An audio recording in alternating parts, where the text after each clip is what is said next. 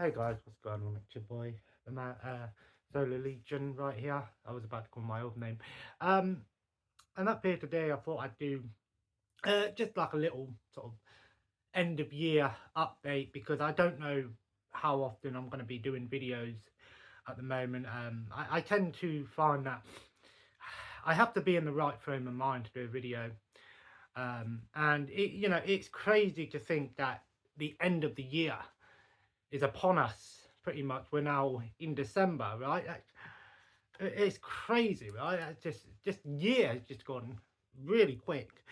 I mean, everything going on in the world right now. It's just such a crazy time we live in. I'm going to be honest with you. My personal life is not the greatest right now. There's still a lot of uncertainty in my life, and there's still a lot of issues that I was hoping would have been resolved by now.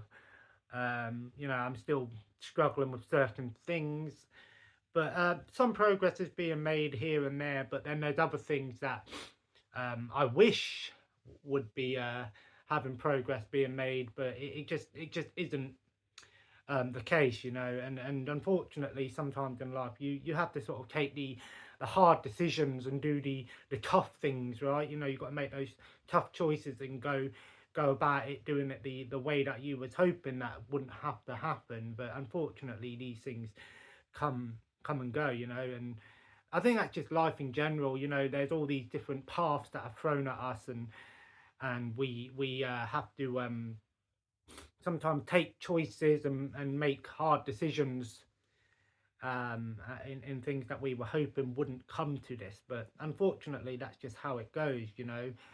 Um, I won't need to go into details on these things because it's just not worth really talking about, because it's just not really what I want to go into right now. Um, but I mean, on the whole, I mean, this year has just been it's been interesting to say the least. Has it been one of the better years for myself? Definitely not. I'll be the first to admit that.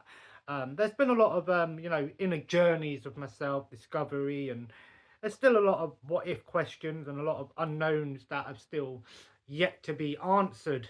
But I mean, that's just life, isn't it? It's a non-stop journey. Um, you know, I haven't really done any videos. I was a bit sick over the last few weeks. I had come down with some in chest infection or something. I think something's still lingering around. Maybe it's the weather. It's cold. It's wet up here in England. Um, it's just that time of year. Infection, cold, all of these things. I'm gonna jump on Skyrim in a little bit. That's mainly what I've been playing is Skyrim. Unfortunately, I'm a little bit pissed off because my modded PlayStation fucked up again. I don't know if I mentioned this in the last video I did, but I did something to it. Well, I didn't do nothing to it actually. This happened to me a few months back actually. I was just playing it with my friend and it was working fine, and all of a sudden a glitch come up, an error come up, and then we loaded it back up and all of my games had gone missing. I was like, what the hell just happened here? I reached out to the company again. They said, yeah, try this, this, and this. I tried it. But it's one of them, that's the problem with modded things, is there's a lot of like little crazy combinations you can do with button combinations. You don't realise, you get frustrated, and you end up pressing something and you realise you've messed it up. That happened to me a few months back, and then I did something and everything come back. So I was a bit pissed off with that, but luckily my brother's got an Xbox down here that I can take advantage of. The Game Pass, game share, and that sort of thing. Been playing Skyrim a lot. I was playing Oblivion before. I'm a bit pissed off because I was really enjoying Oblivion, and I was hoping to continue with that, but obviously. I've got to say, Skyrim on the Xbox is definitely, definitely a step up from Oblivion on the PS3, because it's just a much more, it's smoother. I think I prefer Oblivion for the actual whole game, but obviously Skyrim is the better game. There's no denying that. And yeah, I mean, I love Skyrim. Are we ever going to get an Elder Scrolls 6? I don't know. I mean, it's probably in the works, but there is a talk of an Oblivion remaster, which would be awesome. You know, a remaster of Oblivion. You know, imagine even Oblivion running on the Skyrim engine would be pretty awesome. You know, I'd be down for that. Don't need to be anything massive or anything like that. Just an up-to-date Oblivion that runs great and updated graphics, and that'd be awesome. You know, I think Oblivion just had a more interesting thing. But Skyrim is just such a great game. You know, there's just so much to do. Every time you play, you don't really know what's going to happen. Same with Fallout. One thing I will say that I prefer in Oblivion to Elder Scrolls to Fallout is the leveling up system. You know, whereas in Fallout 4, you know, you have the perks and you're leveling up in your skill tree or whatever. But in this one, you know, you level up your abilities by using them. Do you know what I mean? Like, I love games that do that. You know, it makes sense. You know, if you want to get stronger by using swords, then use swords. Do you know what I mean? I think like old games like RuneScape back in the day. Remember RuneScape? You wanted to get better at cooking, you would do cooking. You want to get better at chopping trees down, you chop trees down. And I think that's really how I like my RPGs. You know, I like that sort of thing. I mean, some of the highlights of games that have come out this year that I've played, Dragon Ball Sparkling Zero. I've only played a little bit of it here and there, and you know what? I thought that game was fantastic. I was a little bit disappointed in the multiplayer stuff. When I say multiplayer, I mean co-op, split screen. You know, literally you had one map and 2 modes. That was it. One with a point system, one without a point system, and that kind of disappointed me a little bit. Maybe they'll update it over time. I don't know. Of course, you know, Dragon Ball has sort of come back in a big way. And obviously, I think the longevity of Dragon Ball Sparkling Zero, you know, they'll probably add more stuff to it. I think they've already sort of confirmed that the next DLC will probably be like Dragon Ball Super Hero. You know, so you'll get like Gamma 1 and Gamma 2 and some of the Daima characters. I've not watched Dragon Ball Daima yet. I've not heard too much about it, so I stayed up and watched Survivor Series last night. Actually, I've got to say, all round, I'd probably give it maybe a B minus, maybe a B minus. A decent pay-per-view. I'm glad in a way it wasn't. You know, it was only about 3.5 hours long.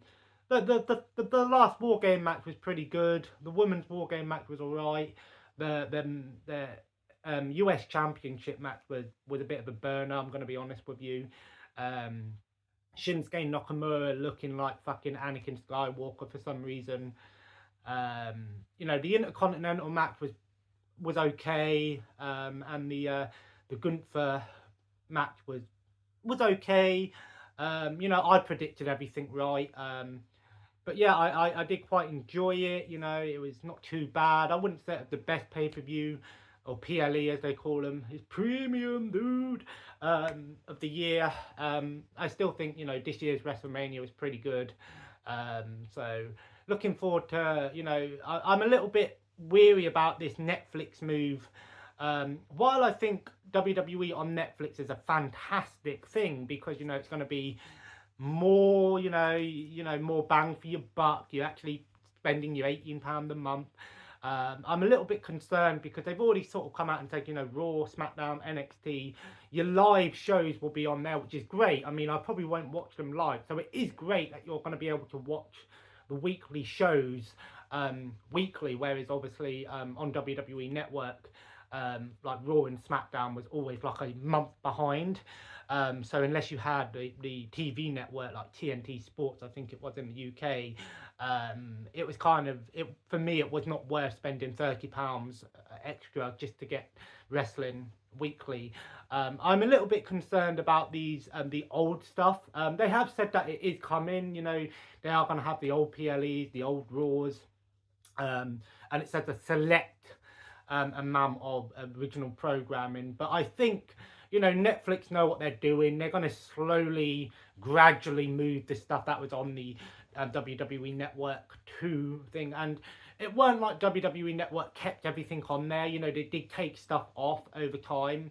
But I'm hoping we still get the classic, you know, ECW, WCW, some of that classic stuff. I'm really hoping we get that. I just think Netflix are going to slowly add stuff maybe each month, as is the case with like Netflix, you know. And I think, to be honest, that's actually a good thing, because, you know, you don't want to overload the system. If you put so much on there at once, you know, we all know what happened with that the Jake Paul Tyson fight. It had so many issues, and it was this big hyped event, and it was massive failure in many people's eyes. So it'd be interesting to see how Netflix get on with this. I'm a little bit weary about the live, because I don't really watch WWE live. Maybe 3 pay-per-views a month that I'll watch live: Royal Rumble, WrestleMania, and SummerSlam. I mean, I watched Survivor Series last night just for shits and giggles.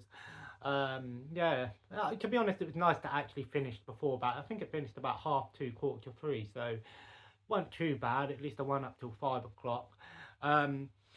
But yeah, I mean, I'm that's gonna be January 6th. I think it's coming. So I am a little bit sad that WWE Network's closing down. I did see an interesting comment on Facebook that someone had put. It said that WWE Network should still technically exist. But instead of adding new stuff to WWE Network, just have it as like an archival thing. You know, maybe put it down to like $6.99 a month, and just have all the archive stuff on there. You know, just one app where you could just have all of the old stuff on there, and then Netflix focuses on the new stuff. That would actually be pretty cool. I think that would have been a really interesting way of doing it, you know, so that you could have had 2 subscriptions. They would have still made their money. Obviously, this is solely UK and Europe, because US is a different thing. They got Peacock and whatever over there. But yeah, I think it's going to be an interesting move. I've got a big cut on my back. It's going to be an interesting move. I'm weary, but I'm hopeful. We've got to live in hope, right? But yeah, so that's interesting. Some of the other things that I've sort of highlighted for the year, I did finally get around to watching 2 films that I was really glad to watch. Deadpool versus Wolverine. I actually really enjoyed that. I thought it was probably the best of the 3. I know I might be in the lesser there, but I thought Deadpool 3 was awesome. Very funny, very action-packed, great cameos, and, you know, seeing some of those old people like Blade and Gambit and Elektra and all of those classic pre-Marvel universe, cinematic universe stuff. That was a really fun movie, really enjoyed it, and I finally got round to watching Saw X the other day, although the Saw timeline is fucking whack. Like, I think Saw 10 takes place between... Some people say it takes place between Saw 1 and 2, and other people say it takes place between 2 and 3, but 2 and 3 take place at the same time. And I'm like, well, it can't take place between 2 and 3, because if 2 and 3 take place at the same time, Amanda is in Saw 10, but she's also in Saw 2. So, I don't know. But yeah, I thought that was a good movie. I thought Saw 10 was really good. Much better than Spiral. Jigsaw wasn't too bad, but Spiral was probably one of the worst movies of the bunch. I just hated Chris Rock in that movie. The movie just felt so slow and comedic in ways that it didn't need to be comedic. But Saw 10 was awesome. I thought it was definitely a good movie. If you haven't watched it, it's on Prime right now. So if you're in the UK and you've got Amazon Prime, you can watch Saw 10. Obviously, Saw 11's coming out next year. I think they're going to do like a new sort of timeline. I know it's filling in the blanks, you know, it's obviously based on, you know, the cancer treatment. So, obviously, they did leave it open to continuation in the movie. So, it makes sense that Saw 11 will technically be a continuation of Saw 10. So, it's going to be like a new sort of timeline, but takes place within the original timeline, because obviously Jigsaw takes place in the future, but also in the past, and then Spiral is like takes place in the same universe as Jigsaw, but further in the future. So, but Saw 10 was awesome. I thought it was pretty good. Probably, in my opinion, probably one of the better Saw movies. I've always enjoyed the Saw movies. The only one I didn't like was Spiral. Jigsaw was half and half, but I still thought it was entertaining. Some of the other highlights and movies that I've watched this year. One movie, what was it called? Something After Dark. It was the one where it was like done like in a 70s talk show. type film. That movie was really good. I can't remember the name of it. It was something After Dark, Tonight After Dark, or Late at Night with Late at Night with the Devil. That was what it's called, Late at Night with the Devil. Check that movie out if you haven't watched it. Really interesting movie, really well done, very creative movie. I love when horror movies do something new. I haven't watched Terrifier 3 yet. I'm going to be honest with you. I thought Terrifier 2 was confusing as fuck. The first one was decent. The second one I thought was, it just seemed like they were just trying to make it more violent for the sake of violent, and they messed up with the story.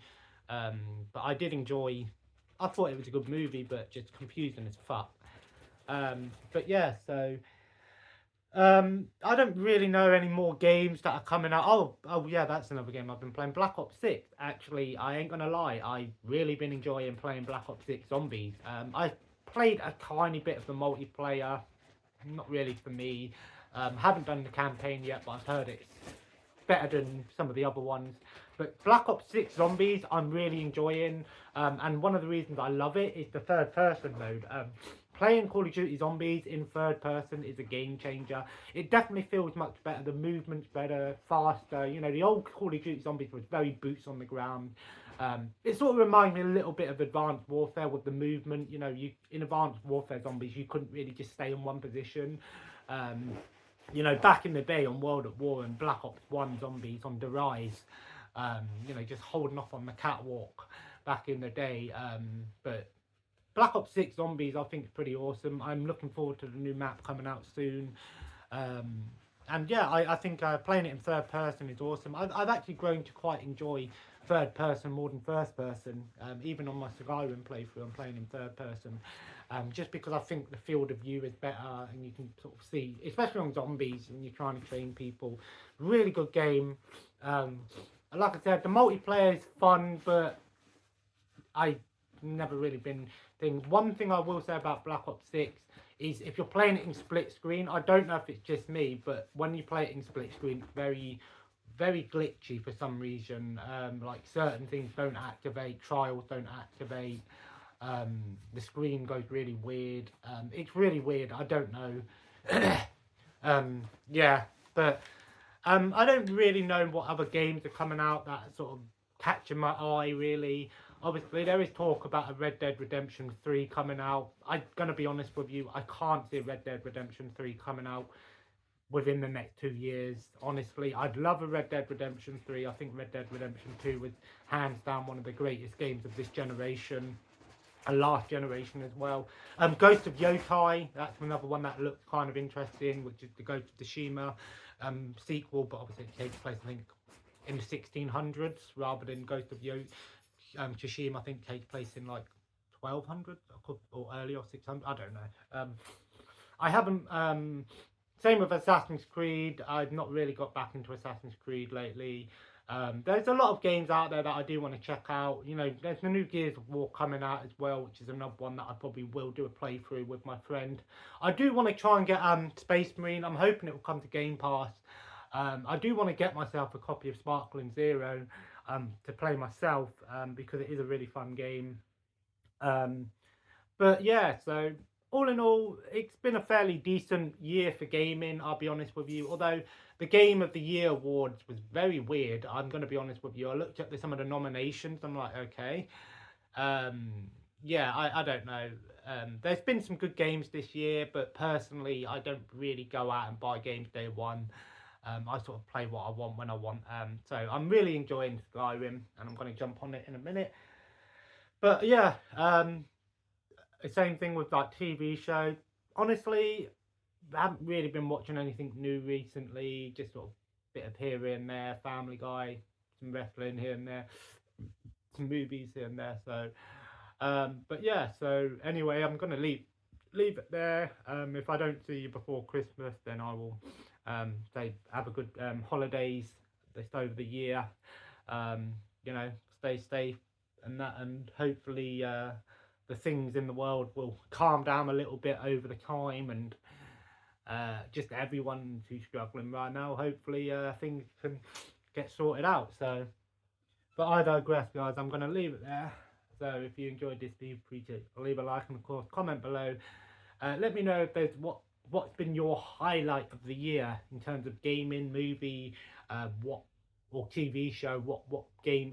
If you had to name a game, a TV show, and a movie that have come out this year that you thought really you really enjoyed. It don't even need to be a new movie or a new game, just a game, movie, or TV show that you've watched or played this year, that you've never watched or played before, that you thought was really, really good.